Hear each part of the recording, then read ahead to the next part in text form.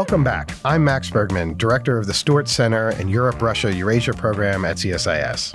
And I'm Maria Snegovaya, senior fellow for Russia and Eurasia. And you're listening to Russian Roulette, a podcast discussing all things Russia and Eurasia from the Center for Strategic and International Studies.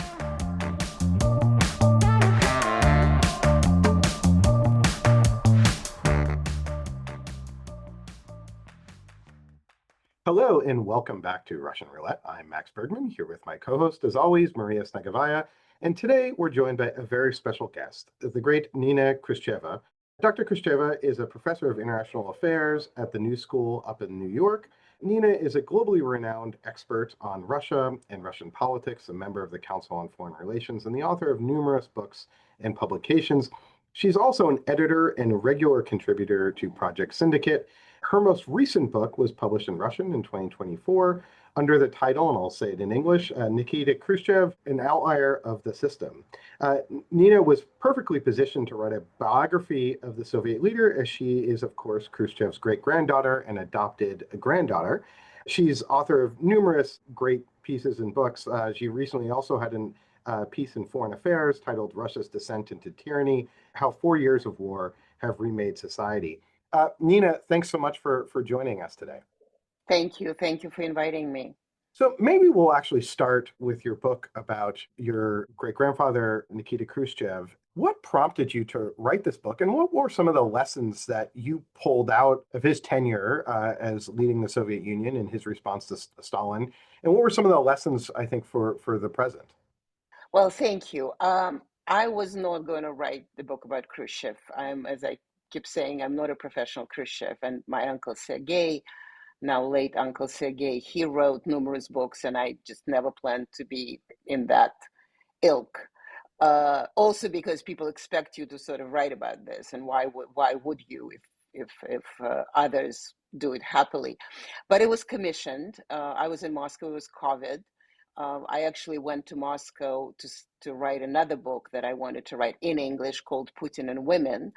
And then suddenly I got a call that it would be great and so on. And at that time, I am the only living Khrushchev who remembered living Khrushchev. So I am, as Fiona Hill calls me, the last Khrushchev in this sense. And so I just couldn't refuse. I really wanted to refuse. I was writing it for 3 years, and 3 years I was hoping something would happen and I would not have to write it. I don't know, something. So that prompted me. But then it became interesting just because I don't work in the archives that much. I was reading material that I thought I knew, but I didn't. I was actually holding in my hand all the materials from 1934, 1937 with Stalin's signature, Vyacheslav Molotov's signature, kill this, punish this, Khrushchev's signature, we agree with Stalin's decision to punish these people. And it was terrifying. It was actually still 2020 and Russia was still open. It was before the war, and the archives were in a wonderful street, which was at the time like Via Condotti in Rome, parts of Fifth Avenue. And so I was looking at this documents with Stalin and Khrushchev and Molotov and all these other signatures. And I was looking down on Louis Vuitton, and there was another Prada shop that I could see only parts, and it seemed complete kind of schizophrenia. But it was also part of that interesting experience, because at the time when I began to write it, I was thinking how far we've come. And then, of course, by the time I finished the book, and we didn't go anywhere. We just did full circle and came back to what it was, to those punish, destroy, make sure that these people don't live and their families cannot function and whatnot. And so in this sense, it was momentous thing for me, because I was writing this book at the time from the end of the thaw, because I would consider sort of by 2020, by the time when Putin changed the constitution, basically it was a constitutional coup with him being in power now forever. So I began writing a book when the era of the thaw was officially over. And so in this sense, it was interesting. So I was also writing it. I mean, I wrote a lot before 22, but the 22 was already approaching, although I do want to say, and I always say that until like on February 22nd, when this republics, not republics, whatever, these regions were declared independent by the Russians, I still didn't think the 24th would come, because it went against any rational anything. And at the time, it still seemed like Putin he was a gambler, but he was a careful gambler. I mean, it was a clearly an Afghanistan on steroids, on this proportion that cannot even be seen yet, although we've already seen enough. We've already seen 5 years of Afghanistan, so can't imagine what will happen in the next 5. And so when I was writing it, essentially, I was also writing it with today in mind. How do you become a Stalinist, which we've seen, all these idiotic pronouncements and announcements and everything. It was even before Dmitry Medvedev went nuts, obviously, but it was kind of, Khrushchev was that kind of nuts. I mean, when he was a young Stalinist from nowhere coming in, it was this Mlada Stalins, so they were called, the young Stalinists, who were there were people of, at the time it was called the Lenin cohort, the cohort of 24 and later when Lenin died. And so the announcement was, we're all going to be new communists. It was great. All these young people who were nobodies suddenly would become somebodies. And Khrushchev was screaming hell. I think only the Pravda was talking about Stalin as the greatest Marxian of all. Others were slightly more restrained. And so it was important to see how this person who was very carnivalesque, I would even say, Medvedev today, carnivalesque in his approach into politics in a very loud and screaming manner. I have archives. It turned out that I knew that my mother had archives. I didn't know what amazing archives she had with all the photographs and letters, because she never sorted them out. She would always get upset. And so there would be boxes and boxes of this under her bed with notes saying Papa. And so Papa was Khrushchev, father. Just amazing. Anyway, so there were pictures of Khrushchev at that time and being completely enamored with Stalin. There was a picture of 1936, I think they were in Mausoleum, and Khrushchev is looking at Stalin as if that's the greatest thing that happened to humanity. And there are notes from my grandmother, Nina, who said that when he would come home from meeting Stalin in early days, the only thing he would talk about is how wonderful Stalin is and how wonderful and how empathetic and how sympathetic and how caring and how this and that. And she was a much greater, firmer communist than he was. She was an earlier communist than he was. And even she thought there was a little too much, because she was much more restrained. Anyway, that's what I was looking for, is that how you believe in Stalin and then you play that game because you already played that game. Because when Putin is gone, I'm interested in knowing when all of them are going to say, when did they got disappointed in Putin? I'm just really, really interested in that. And I was looking for the moment when Khrushchev got disappointed in Stalin. It was, of course, World War II, Great Patriotic War, beginning in 41. And by 43, he was beyond disappointed. He was still serving. He was still enthusiastic to some degree, but the adoration was gone. And the next thing I was looking for is that, so when it happens and when dictator dies, what do you do? Where do you turn? Do you continue with that? Do you become like Khrushchev? Because he was unusual for them. Everybody else would have had China today. Nobody would ever have denounced Stalin. Everybody would have said, well, лес рубят, щепки летят. They cut the trees and then the pieces just fly around. And Khrushchev thought, no, we can't do that. We actually need to restore humanity. Of course, when I say that, I can be accused like, oh, he was a Soviet despot. He was not restoring.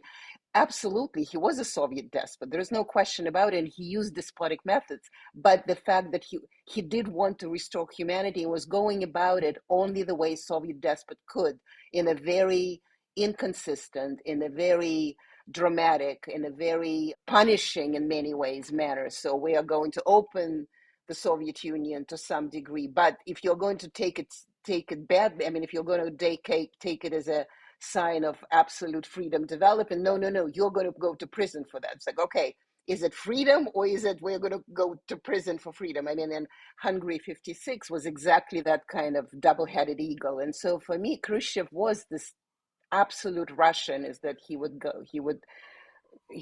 move from one extreme to another, would have total split personality disorder.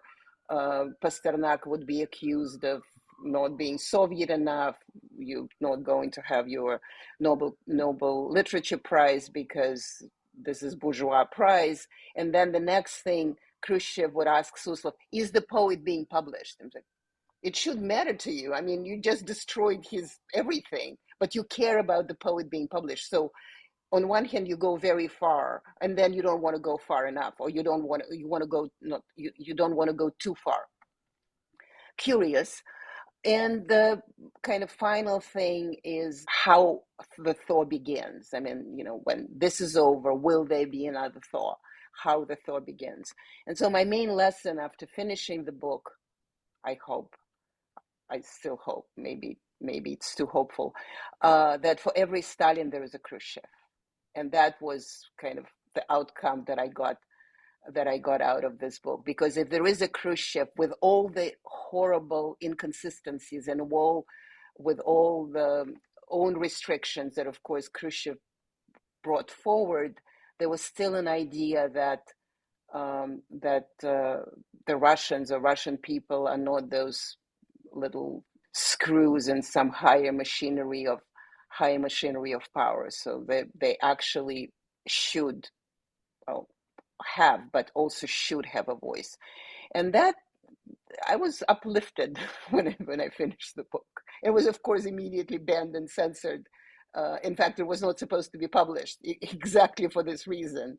And then luckily, because Russia is an interesting, and we can talk about it, as Russia is, in a weird way still, even if changes quickly, but in a weird way, especially in 23, even in 24, in 25, it started reducing. It was a very porous Orwell, as I call it, like George Orwell with a lot of holes in Orwell, so you can actually have books like that published, even if originally they would be censored, but you can get through certain holes. Thank you very much, Nina. This is a beautiful description and really comprehensive overview of the Russian/Soviet dynamic. Before we deep dive a little bit more into Khrushchev's personality, that, as I think you really beautifully describe, was different somehow from the rest of the Kremlin elites, would you mind maybe providing a little bit of the description who the Soviet elites, the nomenclature, were? Were they distinct from the rest of the society? Maybe they were absolutely like nature product of the Soviet society, and to what extent, of course, these legacies are reproduced within the today's Russian elites. And I'm gonna I have my own selfish reasons for asking that questions, given that I'm working on related topics, but that will help also understand what made Khrushchev so distinct, maybe so unique as a Russian leader, Soviet leader. Well, I don't know why he was. I mean, I don't have an answer to this. We can, people say different things. I mean, some say, which is going to be really upsetting for a lot of other people, but I think it matters to some degree to his personality. He spent a lot of time in Ukraine, and so he was far away. He was on the edge of empire, but that is not a satisfactory explanation, I guess, why he was different. He was certainly very carnivalesque.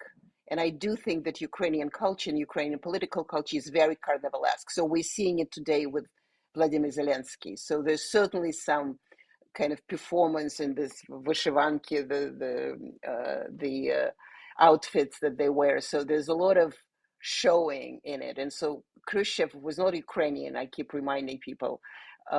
He always wanted to be Ukrainian. He always kind of like, well, I am, but he was from the Kursk region. And in fact, my grandmother, who was Ukrainian, he was West Ukrainian. So she had 3 native languages, Polish, Ukrainian, and Russian. And when Khrushchev often wanted to speak Ukrainian. She said, I always wanted to fall under the floor because it was so embarrassing. It was such a bad Russianized Ukrainian. So I think there's part of it is that personality. He comes from a certain place where, I mean, Rutskoy was like that. Remember, he was one of those flamboyant politicians. I mean, a lot of them are similar. I mean, there's something about Ukrainian culture that is Verka Serdyuchka like. Let's put it this way. But I mean, his own personality. Who knows why somebody is somebody else? It is bizarre. I mean, I agree. It is bizarre that he got in, and he kind of got in, which is fine. He can get in, but got in and remained. That is a little bit strange, because one of the things that happened to the apparatus, to the nomenclature of that level, is that they then turn out to be very Molotov-like, very Malenkov-like. They're very sort of performing the role of the apparatchik, and Khrushchev never performed the role of the apparatchik. That makes it different. How he survived among all the others who performed the role of an apparatchik, that is a question for every biography of Khrushchev. Nobody really knows exactly how it happened. I think because he was carnivalesque, he was playing a fool more than he was a fool. He was sort of playing a guy who they don't need to worry about. And he's a useful idiot for them because, I mean, one of the reasons Stalin, for example, sent him to Ukraine in 38 is because they needed this unification of East and West Ukraine. Who is going to do it? Which one of them is going to go do and unite? Nobody in that apparatus would have enough experience and force and willingness to go and do it, because everybody else was basically sitting at the table. They were sitting at the desk and they were giving instructions. And Khrushchev, from day one of his political career, he would put on boots and he would just go into the field. He was always in the field. And so Stalin knew to send somebody to do it from the field, in the field. And for that, he was kept. I mean, it was interesting. Maria, you would, I don't know, maybe Max too. I don't know if you worked on this, but Maria probably did and looked into it. Who was standing when Stalin dies? Who stands on the mausoleum next to whoever? I mean, what is their order? I mean, in all the parades, there's always an order, and people, Kremlinology would figure out what it means. So suddenly Khrushchev would be an executor of Stalin's funeral, which is an important job. It's like, oh, that means that he's only there because he's going to execute. I mean, who else is going to do it? What? Beria is going to do it? Beria is the crown will fall off his head if he needs to do it. Malenkov is going to write notes how to do it. So the only person who's going to do it is Khrushchev. So they put him in that position, not because he was important, but because he's that doofus who's going to do it.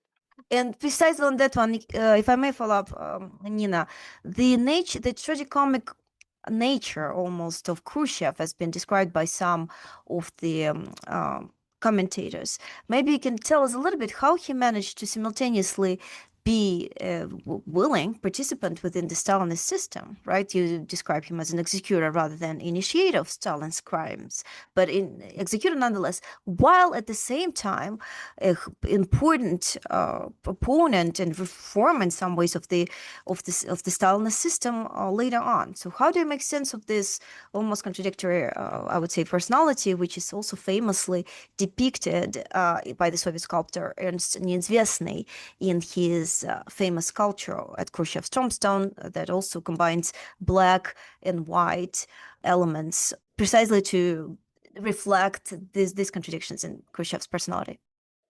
Well, but Russia is contradictory. I mean, it is what it is. I mean, that's why Khrushchev is such a perfect Russian in this sense. I mean, you cannot.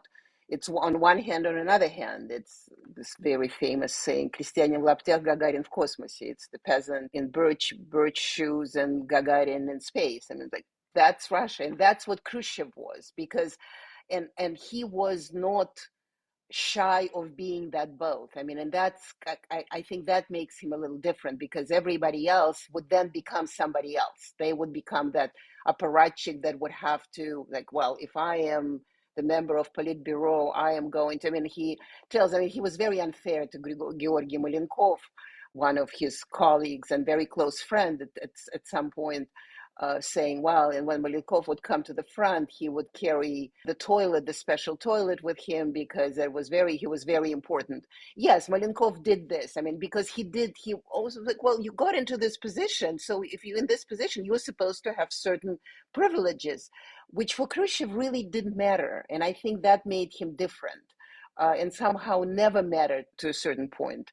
Not even to a certain point, just never really mattered that much. And so I don't think the contradiction is contradictory. I think actually the contradiction is that's why Russia is so difficult to be analyzed and to be read by, as Maria Zakharova would say, Anglo-Saxons, just because it's not evolutionary, it's not linear, it's all the things at once. And Khrushchev was all the things at once, but he was so in your face about this. He was so not shy about it. He was so obvious about it that's why we're still debating how is it possible. And when I say that he was not initiator, he was an executioner, he was a willing executioner, not that he was coming to stand. It's like, well, I'm not going to do that. Although there were times when he did. There were times when he really did. At certain points, especially at the time later in the 49, I think, when he got back to Moscow, there was a Leningrad case, as everybody knows, and so Stalin wanted a Moscow case because in Moscow it was the time when suddenly Russian Republic wanted to have its own, like all republics wanted to have its own government and wanted to have its own everything. And Stalin really thought it's undermining his authority. And so he wanted to create that Moscow case. And Khrushchev said, well, anybody who read this reports, the squealing reports, his line was, he was either an idiot or a traitor. And so Stalin then kept asking him, is he certain? Is he certain? I'm not kind of overestimating his rejection, Khrushchev's rejection of Stalin, or overestimating his dissent, but he sometimes would say things that Stalin would follow, and Stalin never punished him, although he actually threatened him quite a bit of times. And my feeling, there was a very important Yugoslav communist, Milovan Djilas, who I forgot which year, I think 47, 40, whatever year, he wrote a book about and kind of describing all the Soviet apparatchiks at the time, because Djilas was dealing with Stalin on behalf of Tito. And so kind of Djilas describes this, that one of the reasons Khrushchev is kept around is because he was the one who's going to do things. I mean, nobody else is going to do things, so they needed Khrushchev to do things.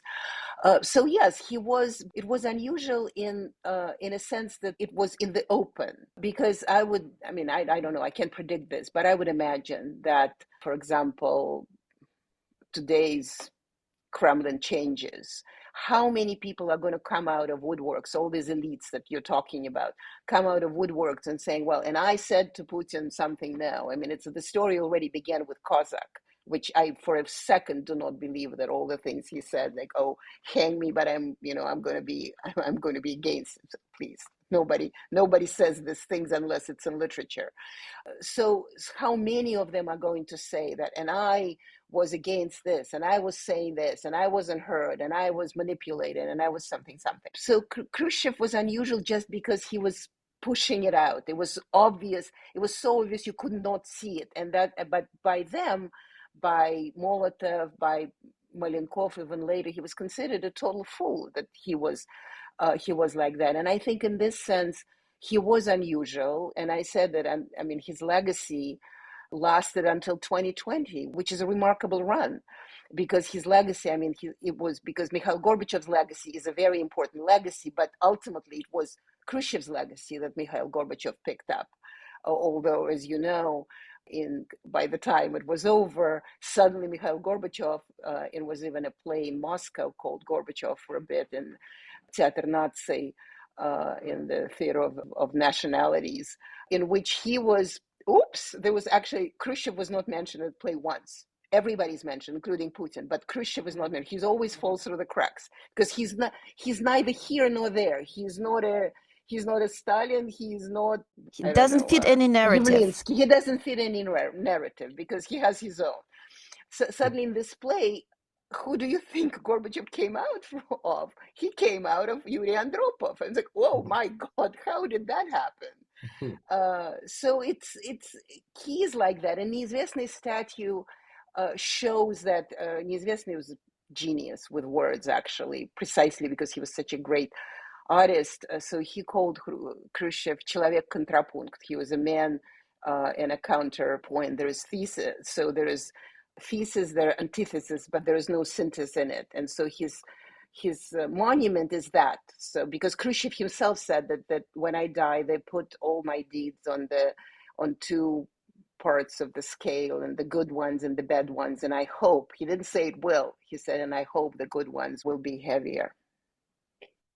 You're one of the few people that have been traveling back and forth to Russia and the U.S. and the West.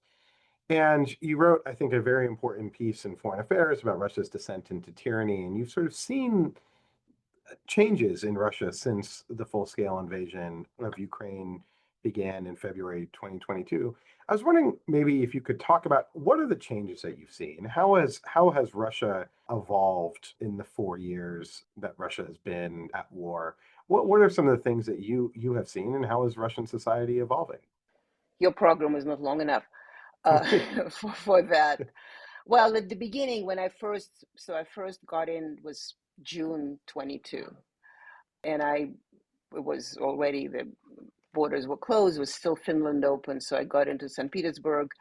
It was an amazing, there was this crazy sun, kind of burned by the sun. It was that absolute insane sun going in your face, and it seemed like you're getting into the city or into the country of soon to become apocalypses, just because the sun was like that. But then you walk around, and I was shocked. You walk around St. Petersburg, and suddenly there's still Angelina Jolie, that Maria would know all of these places, next to Catherine the Great statue on Nevsky, in the little park. So there was this street artist, and there would be Angelina Jolie and Barack Obama, and it was still that. And so I actually asked the guy, and he's like, wait a minute, but didn't you know we're pivoting to Asia? I mean, it was still funny in some ways. It wasn't tragic, but it was also kind of ridiculous because they promised pivot to Asia that very second.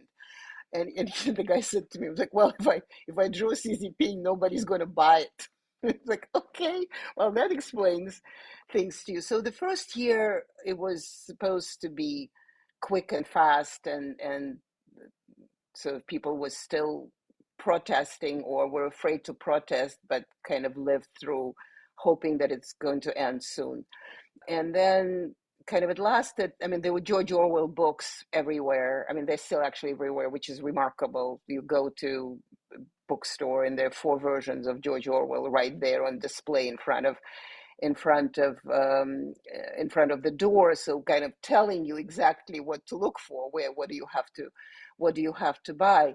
But one of the things that is expected always from Russian society, that it's going to be protesting because it disagrees with something. But that would be, and that's another thing that I learned in the book, is that by writing a book, that's not what Russian society does. It never really has done it, because ultimately it is a society that never got out of 1862 when Russia stopped being serfdom. I mean, it's a very horrible thing to say, but I mean, we have to accept it. It is still, and today the way the authorities deal with Russians today, it's kind of the same thing. The same thing with Stalin is that you're all serfs. It doesn't matter how we call you, the dictatorship of proletariat. And so Russians do surrender to this. They are susceptible to this. So most of their protests is sort of with this kind of behind the back, is under the table or something. And so when I was there, I knew that it would be very few protests in the open, because as my niece, who's 20 at the time, she said to me, well, if we're going to, I mean, like, you, meaning we in the West, you in the West expect us to go on the Kremlin, and don't you care that we're all going to get killed? So that even young people would understand that they're going to get killed. But what was really amazing, how many this kind of underhanded protests that I've seen. I mean, and I was looking for them, because a lot of journalists, a lot of Westerners, I guess, well, there are not that many Westerners, but people go, and we have an idea what Russia is, which is not incorrect. But then you go to find how, all Russians are susceptible to this, 85% support Putin and whatnot.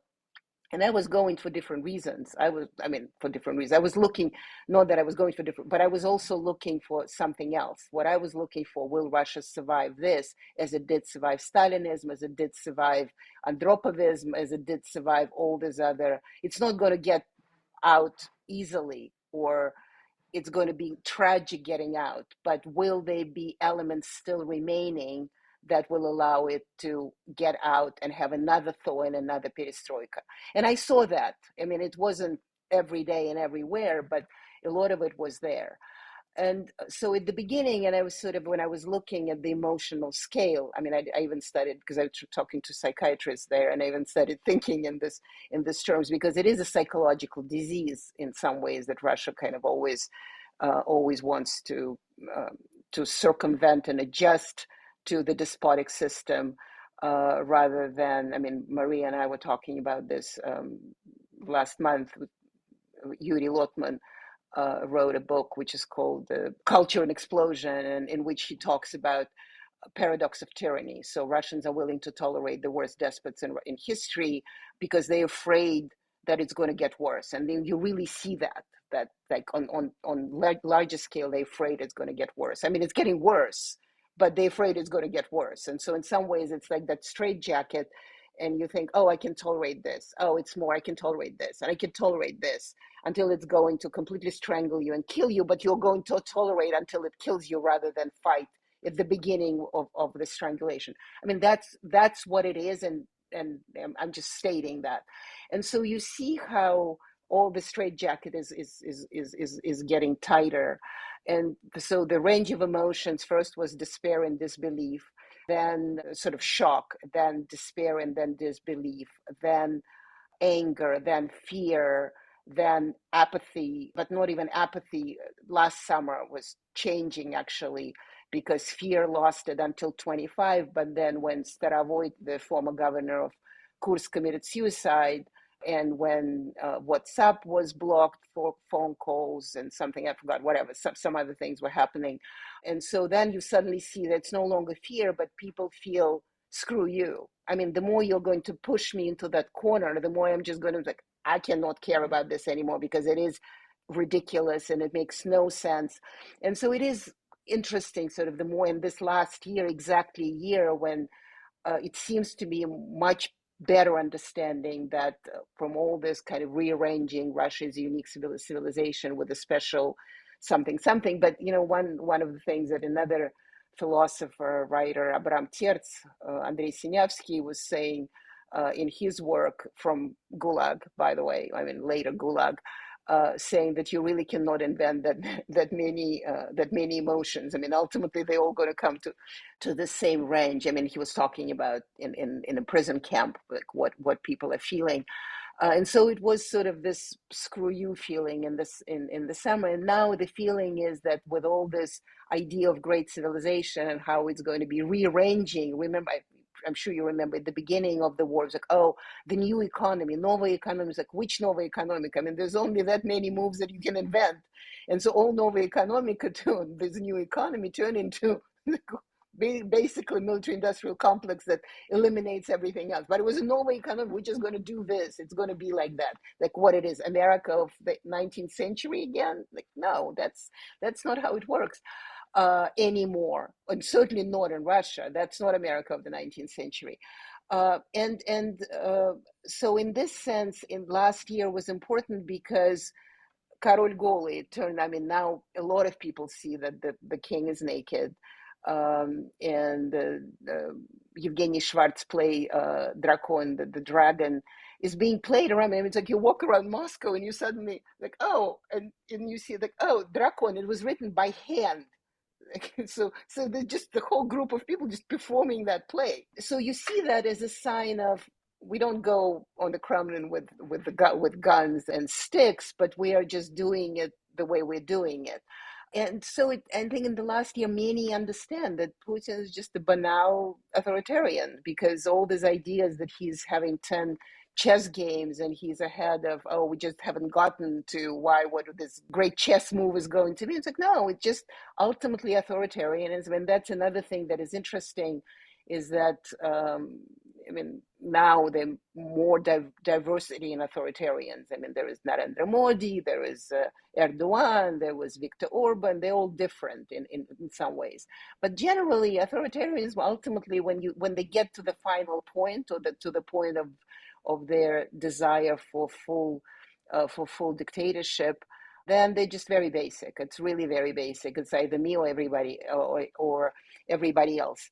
And that year showed it. And so now I was talking to a colleague who is there now, also goes a journalist, and he said, since last year I cannot talk to people anymore. There's a lot of fear.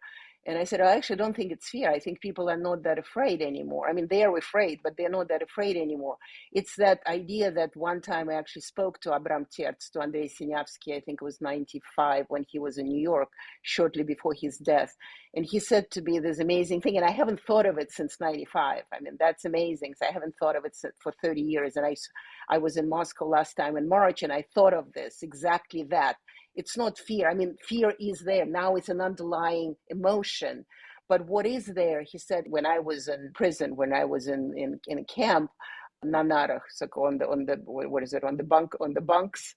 That's how he said it, on the bunks in a room, in that place where they were all kept. He said, we never spoke about politics. And I said, why? And he said, because what's the point of talking about politics when you're in prison? And so I just suddenly felt that what's the point of talking about politics when you basically feel, it's not a gulag. I'm not comparing it to gulag, but the emotional form is very gulag-like. So what's the point of talking about politics?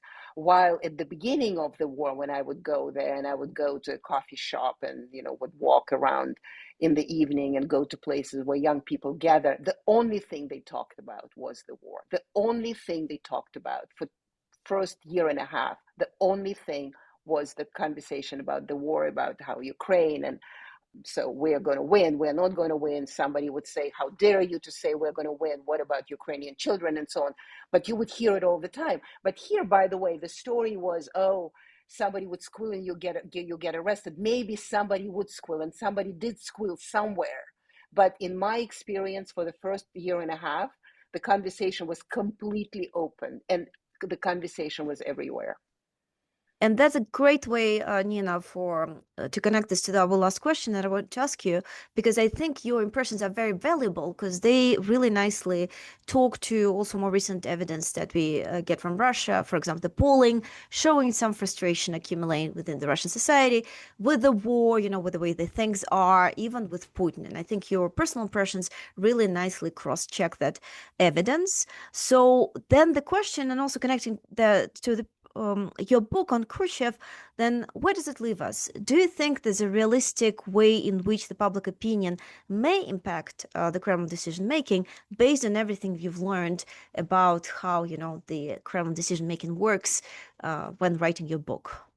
No, I don't think it will. It's not that they care anymore. We actually don't even know what gets to Putin. I think something gets to him. It's not, but we don't know. Look, 25 years. Khrushchev actually tells a very enlightening story of how when Stalin dies and they walk around his dacha after his death and sort of looking at open closets and look at desk drawers and what they find and how they find. And so one of the things that they see in his office is the incredible amount of red folders, of red envelopes, urgent, secret, and none of them are open. And some of them are open just because his secretary would open them to pretend that Stalin still cares. But Stalin was only caring about the enemies of the people and his own rule, and how his own rule may or may not suffer from those enemies of the people. So the kind of the NKVD environment. And I think that that's what we're seeing today, where we are not seeing it in that probably slightly more diverse, because 21st century is slightly more diverse and there's still more groups. And also NKVD was running Stalin's world, and now we have Putin and KGB on top. but his administration is still, or at least until recently, it was the civilian administration was writing the war, and that's why it was special military operation. Now, of course, it was outsourced to the NKVD, and they're not even KGB people anymore. This is NKVD types. And so it's outsourced to them, but there's still clashes with civilians. And so it's more complex, I think, to some degree. I don't know where it's going to go. I actually think it's going to last much longer than we think. I mean, I still think it's, Afghanistan as is, because it's all gone so far. And also current power like Putin, not Putin, because there was a baby Putin who still could have kind of manipulated and pushed back and moved forward and somehow.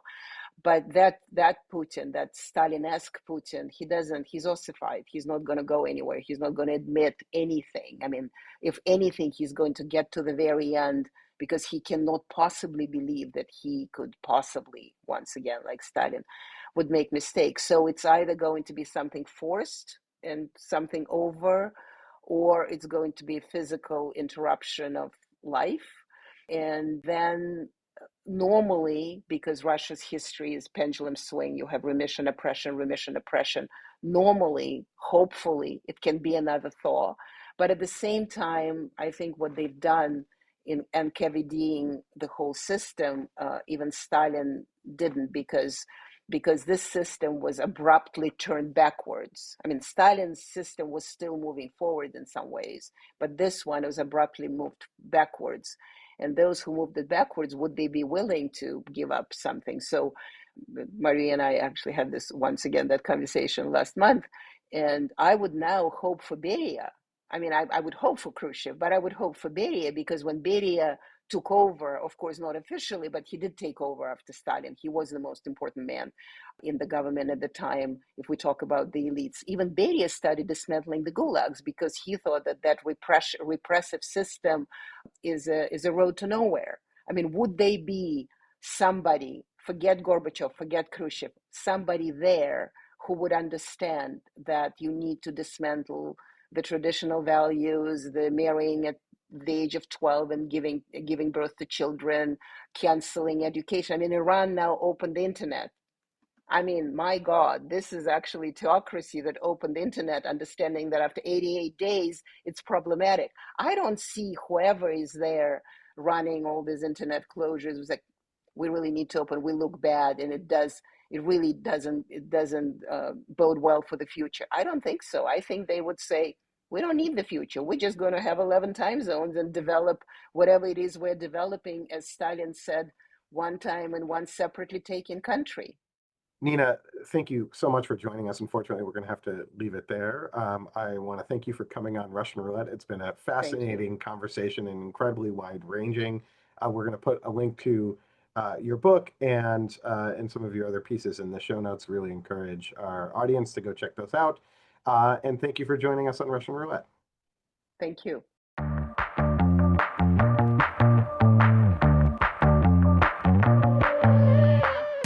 You've been listening to Russian Roulette. We hope you've enjoyed this episode and tune in again soon. Russian Roulette releases new episodes every 2 weeks and is available wherever you get your podcasts. So please subscribe to our show, share our episodes online, and give us a 5-star rating. Also, be sure to check out our sister podcast, The Europhile, where we talk Europe through a Washington lens. This show is made possible by a grant from the Carnegie Corporation of New York. Also, don't forget to subscribe to the CSIS channel on YouTube for live and recorded video events featuring leading experts. Finally, you can read all the latest analysis by the Europe, Russia, and Eurasia program at the Center for Strategic and International Studies website, csis.org.